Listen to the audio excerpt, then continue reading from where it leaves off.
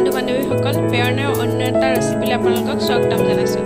আমি আজি সন্ধিয়া চাহৰ লগত খাব পৰা এটা ৰেচিপি তৈয়াৰ কৰিম। আমি বনাব লৈছোঁ আলু চপ। তাৰ কাৰণে আমাক লাগিব কেইটামান আলু, পিঁয়াজ, দুটা জলকীয়া, দুটা কণী, অলপ বেচন, অলপ বিস্কুটৰ গুড়ি। এতিয়া আমি আলুখিনি আৰু কণীখিনি বইল কৰি ল'ম। এতিয়া আমি গেছত কুকাৰটো বহাই দিছোঁ। ইয়াত আছে কণী আৰু আলু। আমি এতিয়া কুকাৰটো নমাই ল'ম। এতিয়া আমি পিঁয়াজ আৰু জলকীয়া কাটি ল'ম। এতিয়া বইল কৰা কণী আৰু আলু। ইয়াত আমি অলপমান নিমখ, অলপমান জলকীয়া গুড়ি আৰু অলপমান হালধি গুড়ি দিম। আমি ভালকৈ মিক্স কৰি ল'ম।